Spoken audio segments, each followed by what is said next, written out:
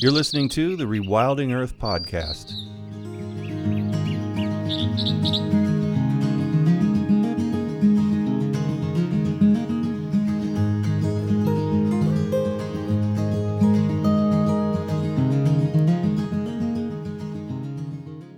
The Rewilding Earth podcast is supported by businesses such as Patagonia and Catula, the Whedon Foundation, and listeners like you. If you love the work Rewilding is doing, please consider donating at rewilding.org. And be sure to subscribe to the podcast while you're there. Nicole Rosmarino helped found the Southern Plains Land Trust, or SPLT, in 1998 and has served as its executive director since 2011.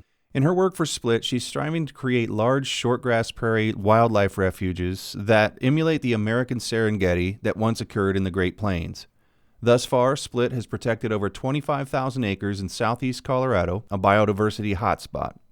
One of SPLT's preserves, Heartland Ranch, is larger than any one of Colorado's state parks. Nicole received her Ph.D. from the University of Colorado at Boulder in 2002. Her dissertation focused on the Endangered Species Act and ways in which ecosystem protection and the precautionary principle have factored in the law's legislative history. Over her career, Nicole has worked to enforce the Endangered Species Act, first for the Biodiversity Legal Foundation and subsequently for a decade at Wild Earth Guardians. She's endeavored to protect more than 800 species over the course of her career, but now focuses on SPLT's private land ownership approach to protecting the wildlife and plants native to the Southern Great Plains. So the Southern Plains Land Trust, we call ourselves SPLT, started about 20 years ago. And our vision was to create refuges for prairie wildlife, where the critters of the shortgrass prairie of the Southern Plains would have an absolutely safe place. And that's what we continue to do today. And we're really excited to do so because one of the biggest problems in our region is really the persecution of wildlife. And so we like to have a bright line on wildlife protection. Within the borders of SPLT's preserves, the native wildlife is absolutely protected. Where is your primary area of interest in Colorado? So the Southern Plains extends across parts of 5 different states: southeast Colorado, southwest Kansas, the Oklahoma and Texas panhandles, and northeast New Mexico. And we are interested in efforts to bring back the American Serengeti in that broader geographic area. But the focus area for land acquisition for SPLT right now is in southeastern Colorado. And there are a couple good reasons for that. One is the presence of the Comanche National Grasslands, which is over 440,000 acres in size, and it's the largest publicly accessible block of federal land in the Southern Great Plains. Southeast Colorado is also considered by scientists to be a biodiversity hotspot, including an area of key biodiversity significance that's recognized internationally. There's a lot of intact habitat remaining, and the land prices are low. They're about $200 to $300 an acre, if you can believe that. And so there's really a lot of opportunity to acquire land and protect it for nature's sake. After doing this for an awful long time, and people who are in organizations and supporting organizations that do this type of work, I realized that a study could be conducted, and I think I would know sort of what the results are going to be. When we talk to people, supporters, about rewilding projects or wilderness or wildlands and things like that, we have a real problem with talking about mountain ranges, I think, in our movement. Can you tell us a little bit about that, if it is a struggle for you to get people to understand the beauty of this, not including mountains or oceans or whatever else you might feel that you might be a little bit in competition with in terms of attention span? Yeah, I'm really glad you asked that, Jack, because the prairies in the mid-continent of the middle of our continent are really considered to be flyover country. They're places that most people hurry through on their way to more exciting destinations, to the coast, to the forests, to the deserts. And if you stop, you'll understand that there's so much more going on in the Great Plains than meets the eye. So we have a couple things that impede us. One is that our native wildlife is much reduced from historic levels. Our area used to be considered an exciting destination. In the 1800s, aristocrats from Europe were streaming to the plains in order to, and they were really attracted by the large numbers of bison, of pronghorn, of elk, of the predators that made a living off those animals, such as grizzly bears and wolves. And that has been much reduced through market pressures and sometimes just the desire to tame the wilderness. And so by the early 1900s, elk were almost gone from the prairie. They literally fled to the forest under heavy hunting pressure. Bison had been reduced to about 1,000 animals, down from tens of millions. Pronghorn had been reduced from 15 million animals to about 13,000 individuals. And then the war started on the grizzly bears and the wolves, and those animals were entirely extirpated from the Great Plains. Black-tailed prairie dogs have suffered a decline by over 95% from their historic numbers. They used to be as abundant as the passenger pigeon, and I fear they're going the way of the passenger pigeon at such low levels. And so there's such potential in the Great Plains, but there's also a lot of work to be done. But I really love a quote from Candace Savage, who wrote a beautiful book called Prairie and Natural History. She wrote, "There are people who think of the prairie as boring, and it is hard not to pity them." And I think this is a great reflection on a landscape that right now is compelling. Where we buy in the rolling grasslands of the Southern Plains. We have canyons. We have dozens of miles of stream within the boundaries of our preserves. We have gorgeous Dakota sandstone rock outcroppings. We have juniper forests. And then there are the extensive grasslands. And the primary grasses are the buffalo grass and blue grama, whose roots stretch many feet underground and are basically sort of the reverse of the rainforests. In the rainforests, 90% of the biomass is above ground. In the prairie, about 90% is below ground, with those thick mats of roots literally holding the land in place. And so there's tremendous potential for carbon sequestration that many analysts are now understanding as present in the grasslands. So the grasslands are important to the health of our planet. But they are also quite beautiful where we're working, in that most of the habitat remains intact. It hasn't been plowed. But the wildlife eking out a living on that habitat tends to be very heavily hunted. So even today, the few elk that have managed to come back from the mountains and the forests are under heavy hunting pressure. Pronghorn have rebounded to about 1 million individuals across North America, but as I mentioned, they used to be 15 million individuals, so they deserve a place to bounce back. Bison have been reintroduced in several areas in the Great Plains, including on Split's Heartland Ranch Preserve. And we need more bison.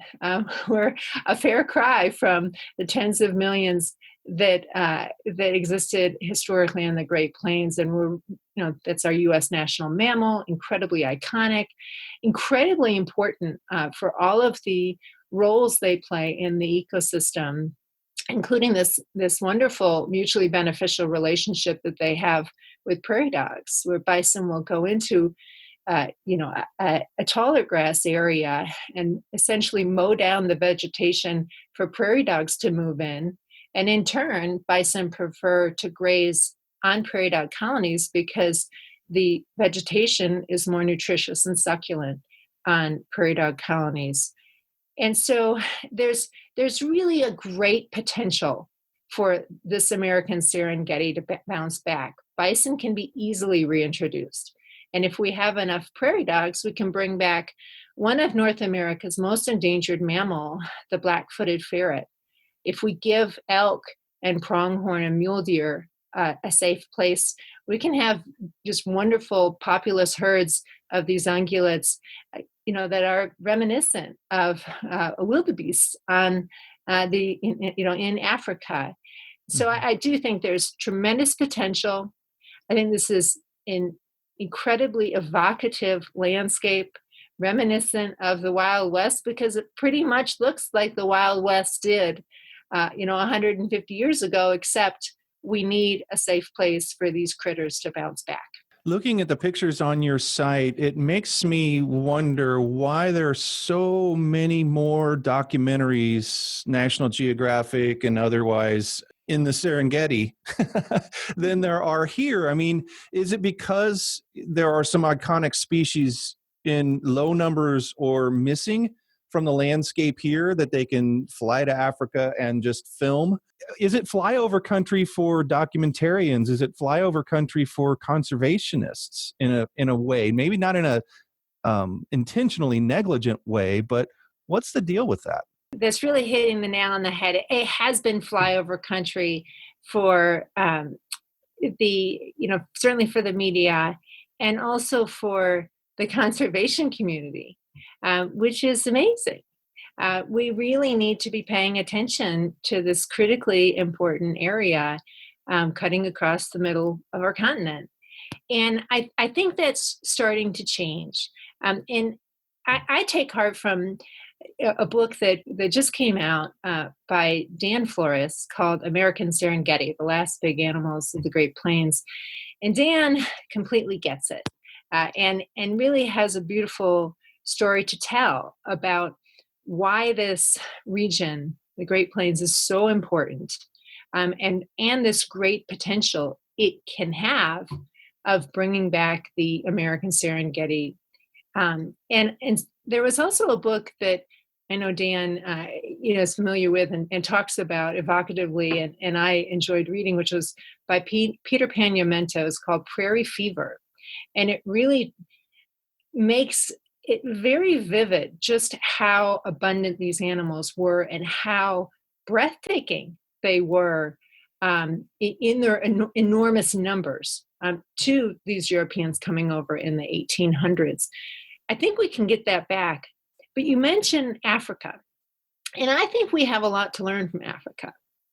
For example, Kruger National Park in South Africa is several times the size of Yellowstone. And there's no debate in the human community there of just how important that park is to the economy. It is amazing to me in the US today that we still have a debate about the economy versus the environment. There is no debate. If you protect the environment, you will have a healthier economy.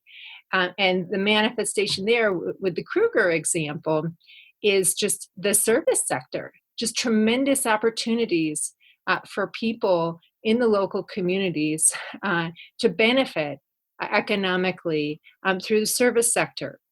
And in the Southern Plains, we have economies that are absolutely struggling. They are not diversified. They rely heavily on agriculture and need a lot of work to develop that service sector. And that's going to benefit so many of the people in the local community. When we have visitors coming down to our preserves, largely to do service projects like removing fencing that's hazardous for wildlife, our visitors go to the local gas stations. They go to the local motels and the grocery stores and the restaurants, and they're bringing more dollars, more tourist dollars into those economies. So I think we have a lot to learn from Africa in terms of understanding that this resource, for lack of a better term, is really, it can create an economic boon.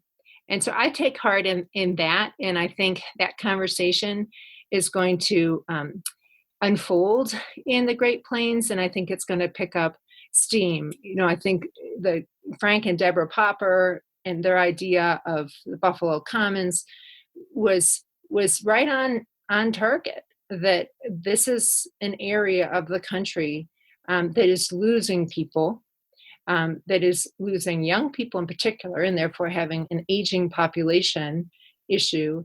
And the economies are struggling. The poverty rate in one of the counties we work in is 3 times the poverty rate of Colorado. That should tell anybody from whatever background that something needs to change, or at least we have to have a conversation about something new. And I think with the conservation community, I would love to see more attention paid, not only to grassland conservation, but in particular to this idea of buying private land in order to create absolute refuge for wildlife. It works, it's tangible, and it can't be undone. I can't imagine a scenario where this work could be reversed because we have ownership over the land. And that's critically important. You mentioned BLM disposing lands. I think it's a mistake for the conservation community, of which I've been a part for decades, to put all of our eggs in the public lands basket. We need to do more work to create these private land refuges. Again, just like they do in Africa, there are game preserves right alongside Kruger National Park and other parks in Kenya, for example. And those preserves can really provide an important role of a bright line on animal protection, which I think we need. I look at the pronghorn, and certainly the game agencies in many Western states would see no problem with continuing to allow pronghorn hunting. But I think the pronghorn deserve a break. They're at 1 million. They used to be at 15 million. Let's give them places where they can be absolutely safe. And we take that really seriously on our preserves, that once they're in our borders, they can't be hunted, period. It might be that the public just still feels like the only way to have really big wins is to equate that win with acreage, a per acre basis. Like, this is a 60,000 acre brand new wilderness area or national monument or whatever. The thing is, we're running out of places to do that. I think that it's just going to take all hands on deck. We know from authors like E.O. Wilson that we need to protect 50% of a given habitat as a hedge against biodiversity loss.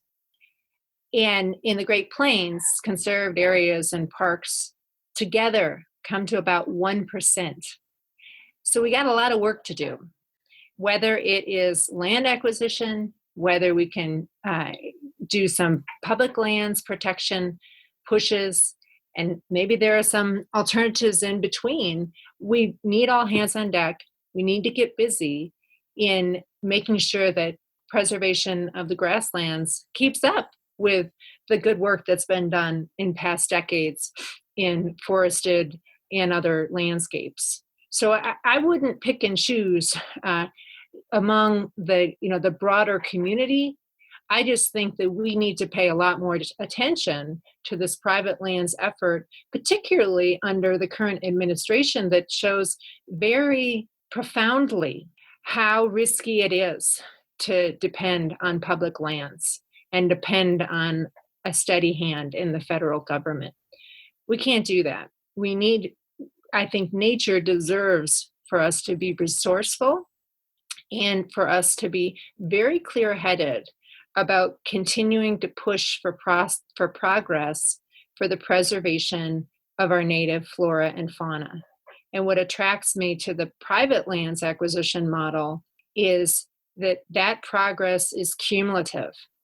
There's the saying that all in environmental work, victories are temporary and defeats are permanent. But in our work, the victories are permanent. And that's really important. The Endangered Species Act has long had polling levels where 80% or plus of the American public favor it. And so there's this big disconnect between political leaders and their rhetoric against the Endangered Species Act, or as I mentioned before, that false dichotomy of environmental protection versus economic growth, and what most people feel in this country, which is the native plants and animals, they deserve a future. They deserve a secure future. I come from a background of working on public lands protection and endangered species protection, but I have seen federal administration after federal administration impede and block much needed protection for species on the brink. I'll mention an example, which is the lesser prairie chicken. The lesser prairie chicken is one of the guild of grassland breeding birds who have been the most steeply and persistently declining group of birds in North America. They are in trouble, and the lesser prairie chicken is really in trouble. It is literally on the brink of extinction. It was listed under the Endangered Species Act for a couple years, but due to court actions or maneuvers in the courts, it is not protected today. And 95% of its habitat is on private land. If the Southern Plains Land Trust was able to acquire some of the habitat where the lesser prairie chickens persist, it would make a world of difference for that species, whose experience has been under Democratic and Republican administration being blocked from protections that the scientists agreed it deserved. And so that's, it's a very tragic example of what can happen when we depend too much on our federal environmental regulatory framework. That the lesser prairie chicken deserves to be listed. It deserves to be listed 10 years ago. But that's going to continue to be a long row to hoe.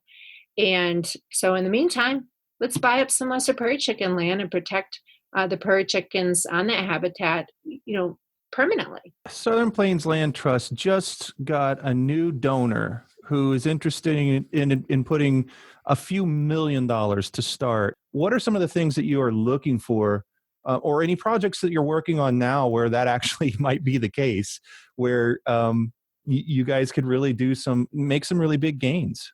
If we had a donor that came forward with $1 million or a few $1 million, we could immediately put that to use.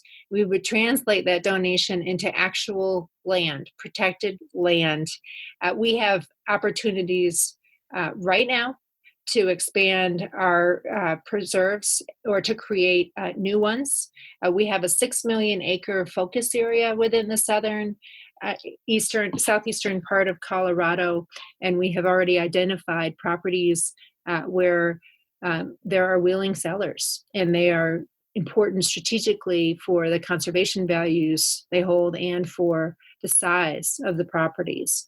And so one advantage we have going on right now is we really have created opportunities to continue this momentum for expanding our preserve network. We've gone from 3,300 acres that we protected in 2011 up to over 25,000 acres today. And those are all private land acres and absolutely protected. And I think we could easily double that this year if we had enough financial resources. And I'd like to see us continue to double it and grow exponentially, because as I mentioned, about 1% of the Great Plains lies in protected area. We need to get that number up as soon as we can in order to protect these delightful and uniquely North American species that call this region home.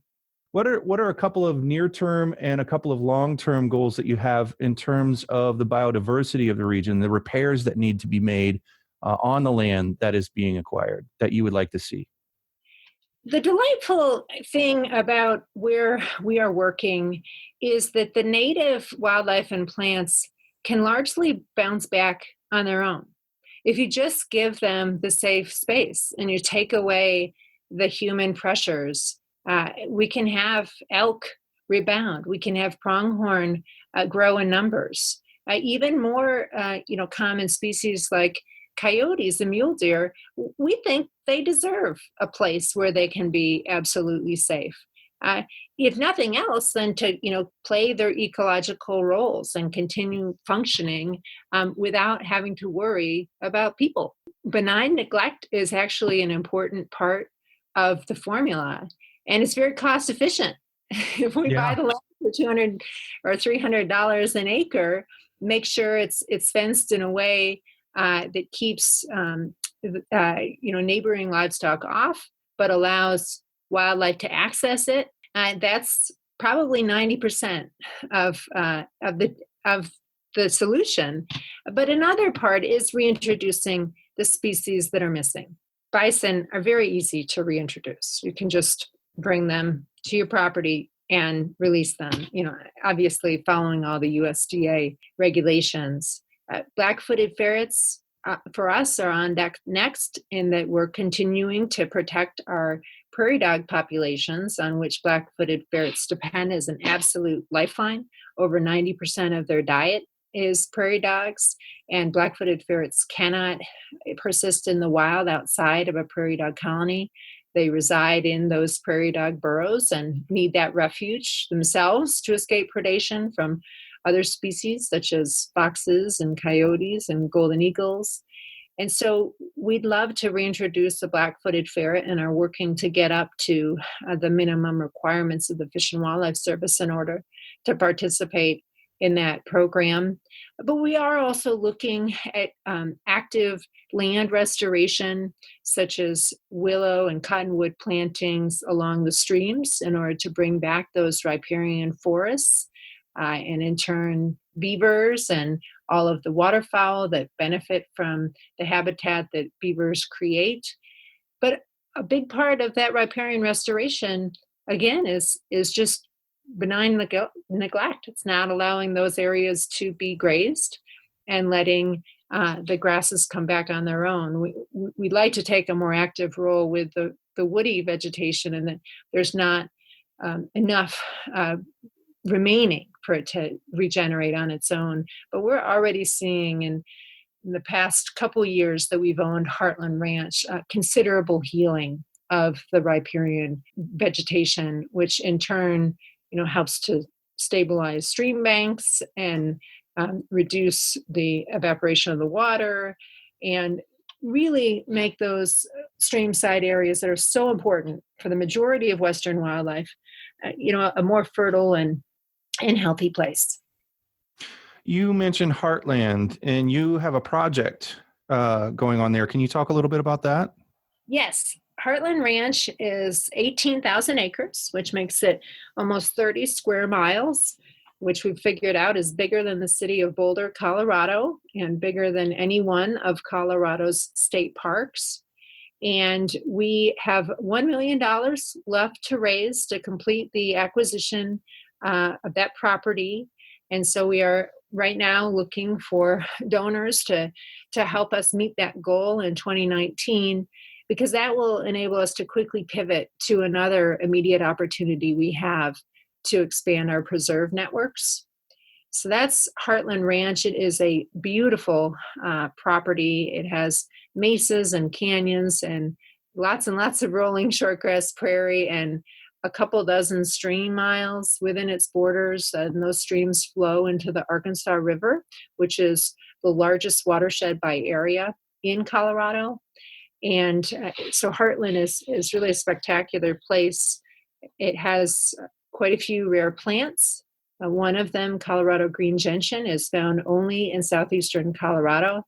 It's just a stunningly beautiful plant with a lily-like bloom, and it's unique to our area, and we are very proud of it. And we also have an evening primrose that's quite rare, and other plant species that have never been documented in this area.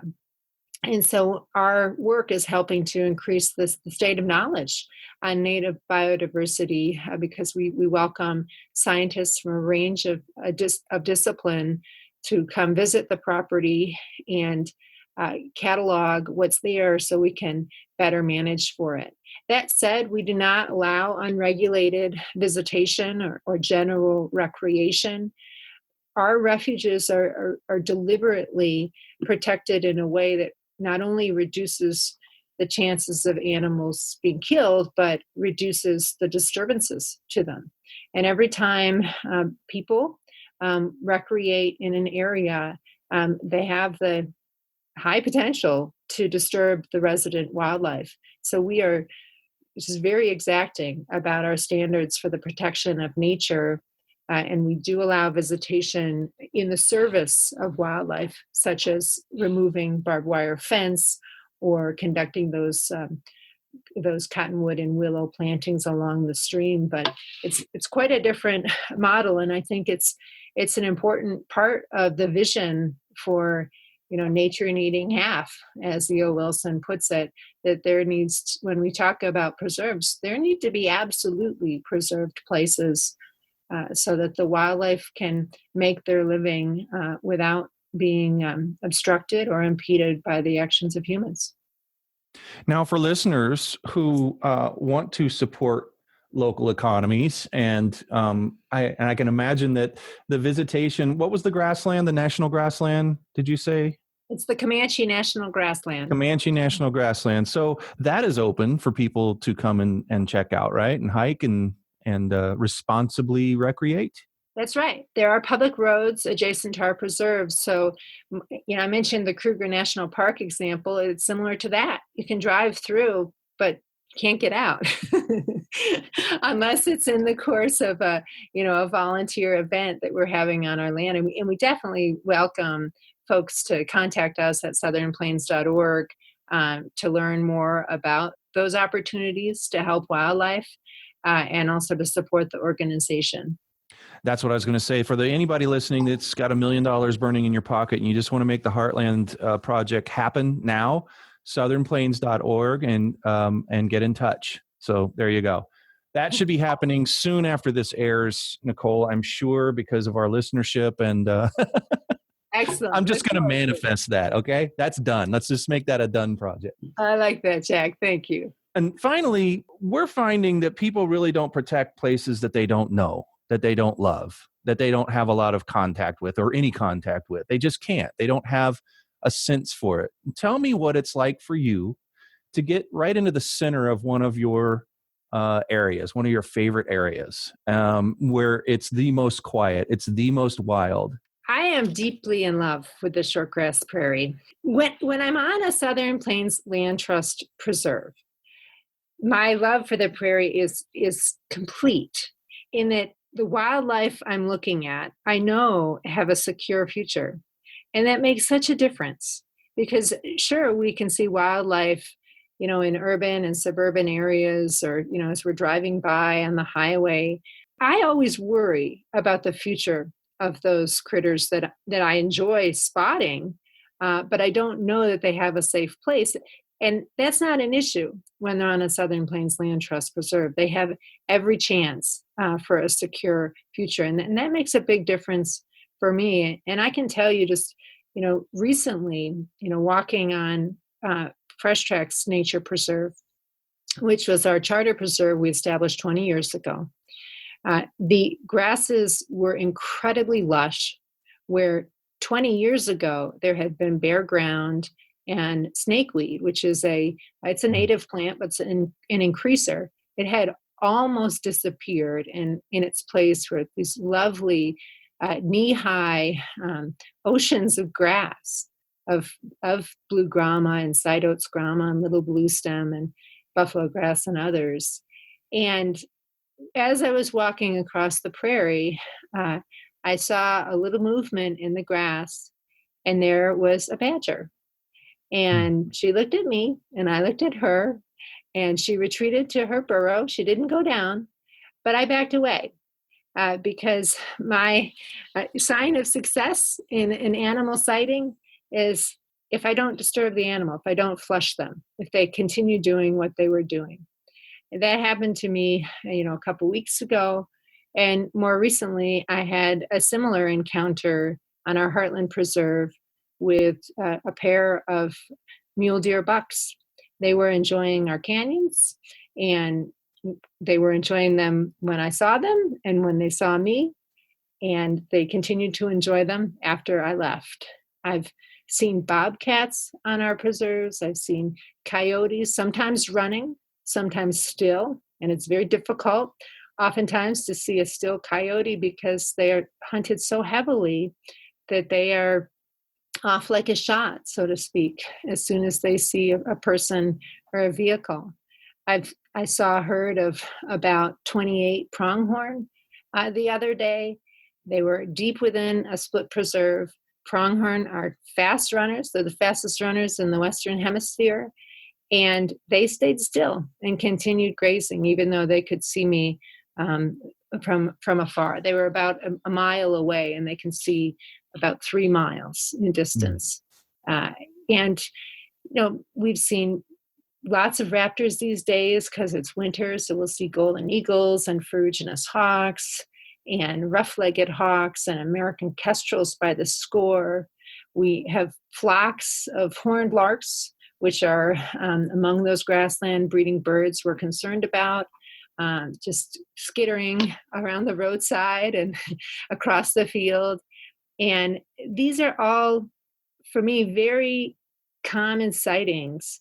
And I don't think that most people understand that all of that magic is right now, today, on the Great Plains. And it could be even more magical if we just had larger and larger areas set aside for prairie wildlife, because they really do find and use that refuge once we create it for them. So we have our bison herd that we've reintroduced to Heartland Ranch. It is quite amazing to see bison and prairie dogs reunited after 150 years of being apart. It's a wonderful sight to see this ancient interaction back in place as it should be. Well, thank you for conveying that. That's exactly what I wanted to hear about the richness of an experience to be had out there. And we are definitely going to have to dive into topics in the future. So I hope you will be willing to come back in the future and talk to us more about your work. And I hope that one reason is because you've secured the funding for the Heartland Ranch project. And for anyone who wants to help with that, you can go to southernplains.org and get in touch. And also, it sounds like there's some volunteer opportunities that might pop up from here and there with you guys. So if you like to get your hands dirty and that's the way you like to contribute, southernplains.org. Nicole, thank you so much for taking the time to be here with us on Rewilding Earth today. Thanks, Jack. It's been an absolute pleasure, and thanks for all you do. Thanks for listening to the Rewilding Earth podcast. Be sure to visit rewilding.org to subscribe so you don't miss past and future episodes. And while you're there, please consider supporting Rewilding by making a donation or subscribing to the Rewilding Earth newsletter.